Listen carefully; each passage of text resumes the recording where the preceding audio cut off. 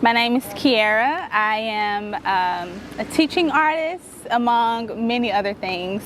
But that's probably the thing that I think of first when I think of myself.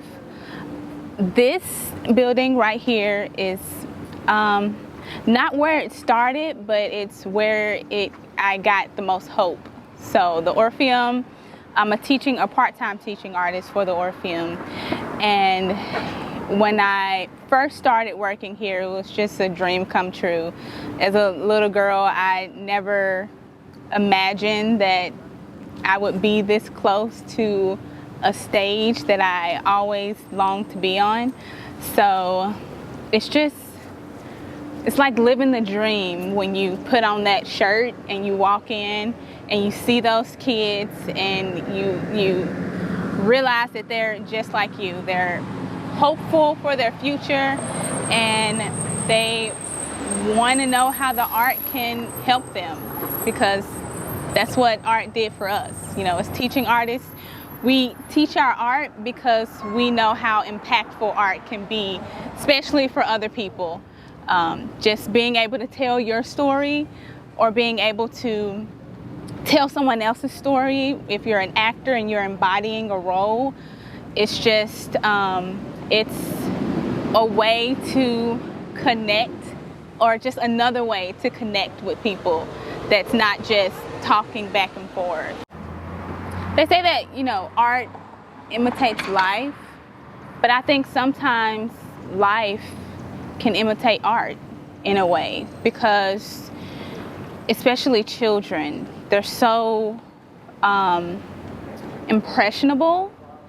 And so the more we show them people who look like them, standing up for what they believe in, fighting for their rights, just doing really good things in their community, I think that kind of changes this narrative that, you know, Black people aren't capable of rising to the top, or all Black people do is complain, or Black people are uneducated. So I think it's really important for us to tell our stories, because our stories are so much more nuanced than what other people see, right? When I tell my story, I can tell it from a perspective that no one else would be able to tell it from. When I tell my story, I can give you details that no one else will be able to see and that no one else would know. So I think it's important for us to make sure that the stories that need to be told are told by the people that can tell them, especially while we have them, while they're alive, while they can tell their story, because history has a way of washing us away. History has a way of forgetting about us, and then history has a way of painting us with the brushes that they want to use instead of the ones that rightfully belong to us. Black people are resilient. I just thinking about where I come from, and my grandfather had a 6th grade education, and before he died, he, you know, built a church from the ground. So, and it was just amazing going out to Mississippi. He took us out there, and there was just an empty field. There was nothing there, just an empty field, and he had like little stakes in the ground for where he wanted it to be, the church, and he had us walk around the stakes. And so we were walking around it, and we were, you know, just kind of praising God. And then a year or two later, we get back, and there are no more stakes there. There's this huge church. And this is a man who, you know, lived through Jim Crow. He lived through the sharecropping experience. He lived through just stuff that we read about in our history books. He was a part of that. And he was able to overcome that and live his dream. That was his dream, was to have this church and to honor God. And he did it. And there's so many other stories that are like that, that deserve to be told and that needs to be told, so that I and you and other people can know that they can do it too. You can do it too. And that's just so powerful for me. I was walking into this barbecue shop, and there was this little old lady. She came up to me and she said, "Do you know who you are?" Of course, I was really young, so I didn't get that she wasn't asking me, "Are you Kierra Turner?" Right? So she said, "Do you know who you are?" And I just kind of gave her a blank stare, and then she said, "You are a descendant of the strong ones." And I said, "What do you mean?" She said, "When that ship left Africa, everybody didn't make it, right? There were some people who got sick, some people who chose the sea. But when that ship got here, there were some people who got off that survived. And even still, everybody didn't make it on the plantation. There were some people who survived. And those were some of the strongest people. And that's the blood that runs through my veins. The blood of the strong ones, right? The blood of the ones who were resilient, who didn't give up, who still praised God, even though, you know, what was there to praise God for, right? That's what we would say. These were people who fought for their freedoms, and who eventually, because of them, I get to stand where I am today. And that's just, I don't even know how to really express how that makes me feel, but I feel like there's nothing impossible for me. There's nothing in this world that when I put my mind to it, that I can't do, because of where I come from and the people that I come from. And I don't know all their stories, but the stories that I do know are so encouraging to me that there's not a day that goes by where I don't smile because of who I know I'm going to be in the future. So right now we're standing in front of the Orpheum. We're standing on top of the stars. And it matters that we're here because there was a time when we couldn't be here, right? It matters that we're here because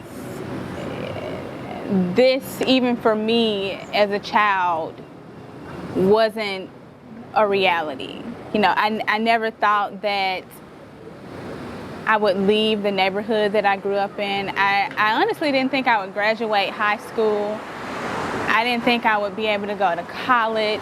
You know, things like that don't happen to, or shouldn't happen to, people who grew up like me, right? But we're here today, and just looking at this word right here, just and knowing that, you know, I'm a part of this organization, or the Halloran Center, the educational part of the organization, it's a dream come true. Like, that's wow. Just wow. Like, it's, I don't know. So that's important to me, because I feel like this is one of the things I never thought I could do that I did, of course, by the grace of God. So I'm just happy to be here. What I want the world to know about Kierra is that Kierra loved God, she loved people, and she fought for justice. That's what I want the world to know, right? And I feel like art can do that. Art is the way that we do that. And even just being able to tell your own story, your individual story, it's what's unique about you. Where you come from is what's unique about you. The way that you respond to certain experiences is what's unique about you. The way you've overcome is what's unique about you. And those things that are unique about you It's what someone else needs to hear. It's what they need to survive. It's what they need to know that they can make it too. I come from a very musical family. My mom sings, my dad sings. I have 5 siblings, all of them sing, and they're all super talented. And just growing up, I watched my mom do the impossible.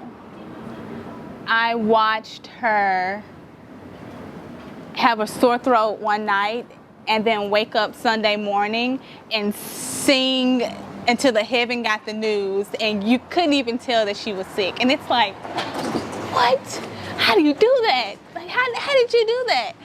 I watched her go into jobs, and I'm not talking about, you know, any old jobs. I'm talking about companies, right? Businesses.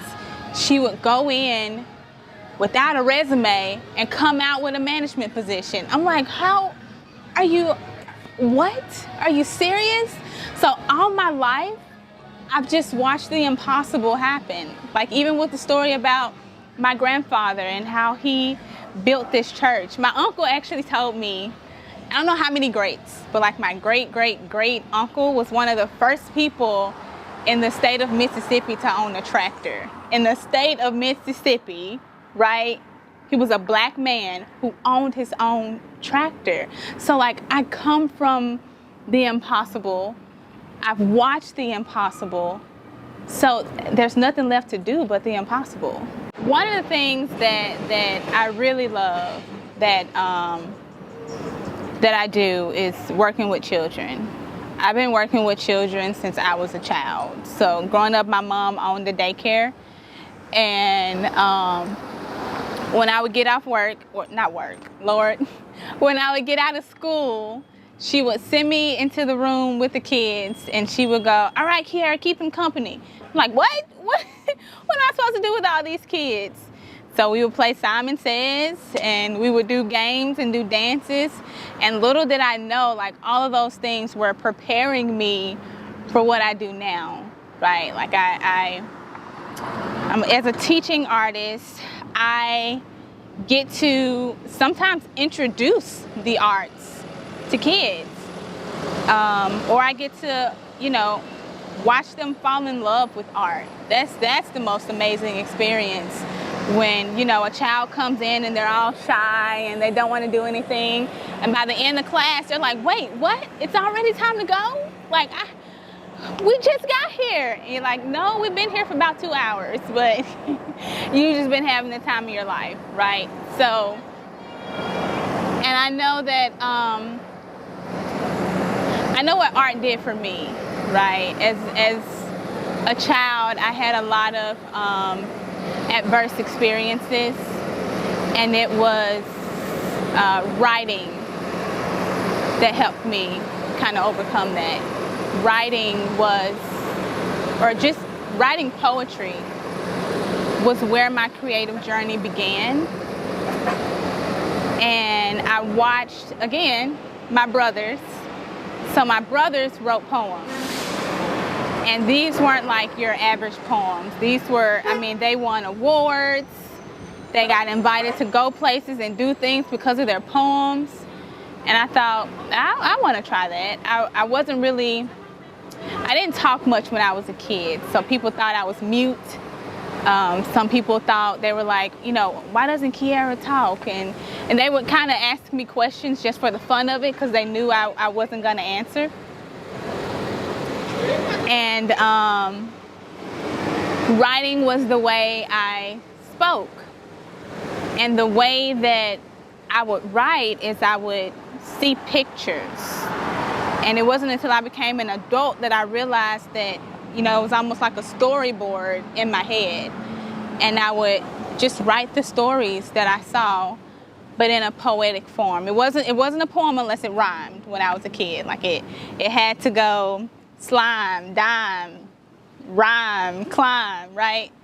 But I wrote poems that people noticed. They didn't notice me, but they noticed my poems.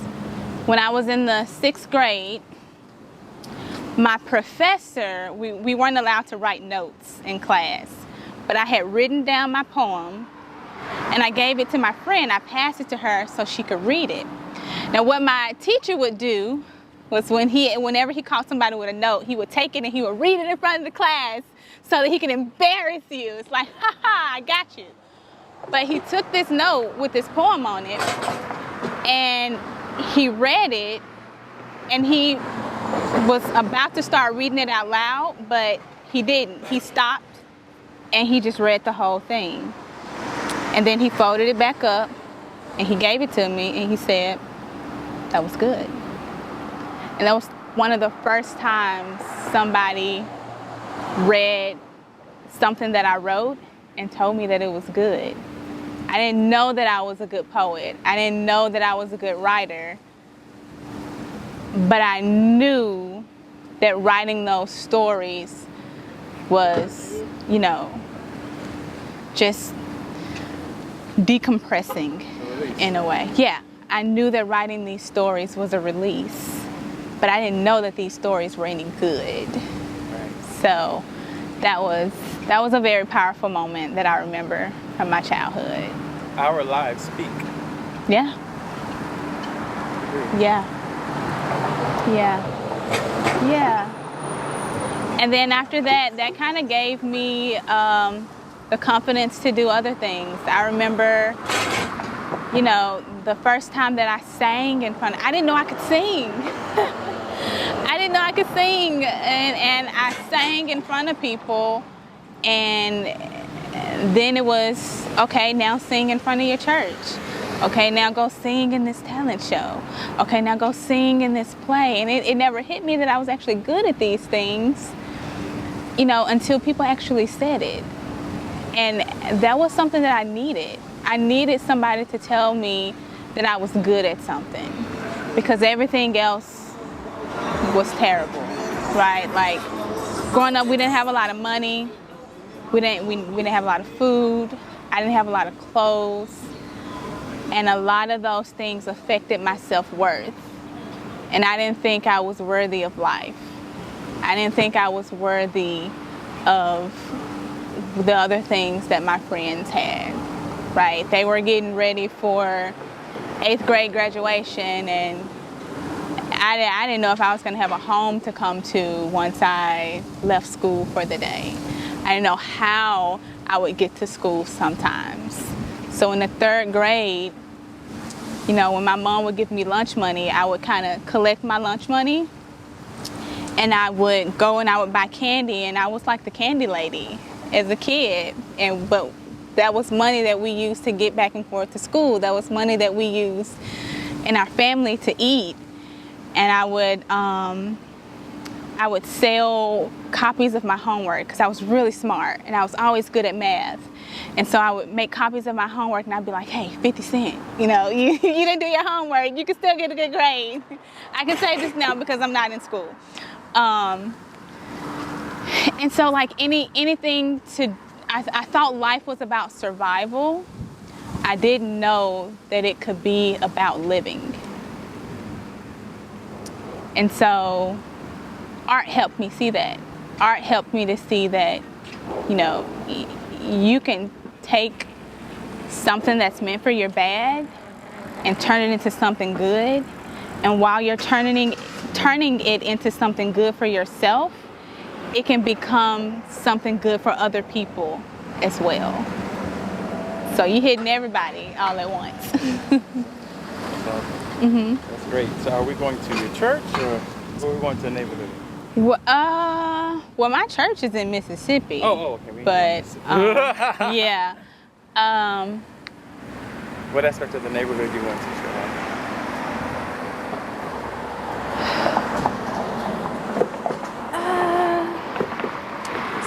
See, it's tough because I do identify with Frazier, but if I'm gonna be honest about my story, I don't really have a home, if that makes any sense. Yeah, tell me. Like, I don't. What does that mean? What does that mean? Don't have a So, home. the stage is my home. That's where I feel the most comfortable. Growing up, we kind of moved around a lot. We bounced back and forth from here to here. So I was never really able to make my home in an actual home. So I had to create my home. And I did that with art. I did that with the stage. So whenever I walk onto a stage, no matter what kind of stage it is, there's just this nostalgia that comes over me. And I just, it almost feels like going away on a vacation and then coming back to your house. You know how you come in and you sigh and you throw your keys down and you plop down on the couch. I don't have a home to do that in because I don't have anywhere where I grew up that I could come back to, right? The stage is that place for me. My name is Kierra Turner. I am an actor, singer, teaching artist, and Memphis is my longtime home, and I'm proud to be your neighbor.